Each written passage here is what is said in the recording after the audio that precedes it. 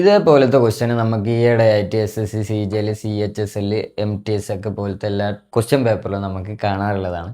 അപ്പം ഇത് എങ്ങനെയാണ് ഇനി ചെയ്യാന്നുള്ളതാണ്. ഈ ക്വസ്റ്റ്യന് നമ്മൾ മുന്നേ പറഞ്ഞ ടൈപ്പ് ക്വസ്റ്റ്യനുമായിട്ട് എന്താണ് ചെറിയൊരു സാമ്യത ഉണ്ട്. അതായത് ഈ പറയുന്നതിൽ മോർ ദാൻ, ലെസ് ദാൻ എന്നൊക്കെ വന്നു കഴിഞ്ഞ് കഴിഞ്ഞാൽ, അതായത് ഈ 25% മോർ ദാൻ ആണ് നമ്മളെ ഈ ഒരു ക്വസ്റ്റ്യനിലുള്ളത്. അപ്പം 25%ൻ്റെ ഫ്രാക്ഷൻ നമുക്കറിയാം 1/4 ആണ്. മോർ ദാൻ ആകുമ്പോൾ പ്ലസ് ഇടണമെന്ന് ഞാൻ പറഞ്ഞിട്ടുണ്ട്. അപ്പം ഈ ഡിനോമിനേറ്ററിലുള്ളത് നമ്മൾ എന്താക്കുക, അങ്ങനെ തന്നെ ഇടാം. പ്ലസ് ആയതുകൊണ്ട് 5/4. ഈ 25% മോർ ദാൻ എന്നുള്ളതിന് പകരം ഞാനിനി 5/4 ആയിരിക്കും യൂസ് ചെയ്യുക എന്നുള്ളത് ആദ്യമേ പറയാം. അപ്പോൾ ഇതെങ്ങനെയാണ് ഇനി ചെയ്തതെന്നുള്ളത് നമ്മൾ കഴിഞ്ഞ വീഡിയോ പറഞ്ഞിട്ടുണ്ട്, അതൊന്നും കൂടി കാണുക. അപ്പോൾ ഇനി എന്താണ് ചോദ്യത്തിലേക്ക് വരാം. x+20% ഓഫ് 250, അതായത് x+20% എന്ന് പറയുമ്പോൾ ബൈ 100 ഇൻറ്റു ഓഫ് എന്താണ് 250 ഈസ് എന്താണ് 25% മോർ ദാൻ. 25% മോർ ദാൻ എന്ന് പറയുന്നത് പകരം ഞാൻ എന്ത് പറഞ്ഞു 5/4 എന്ന് എഴുതാണ്. ഓഫ് എന്താണ് 5/4 x% പറയുമ്പോൾ x/100 ഓഫ് 220. ഓക്കെ, ഇതിന്ന് ഞാൻ അല്ലെങ്കിൽ നമ്മളെന്താണ് എക്സ് കാണാൻ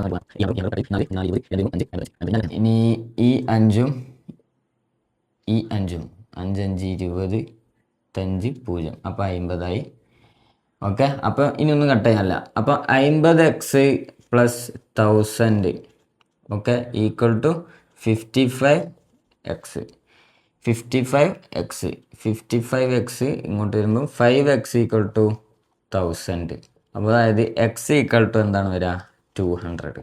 ഓക്കെ, അപ്പോൾ നമ്മളോട് ക്വസ്റ്റ്യനിൽ എക്സിൻ്റെ വാല്യൂ കാണാനല്ല പറയുന്നത്, എന്താണ് 10% ഓഫ് x+50. 10% of x+50. 10% പറയുമ്പം ഫ്രാക്ഷന് 1/10 ഓഫ് x+50.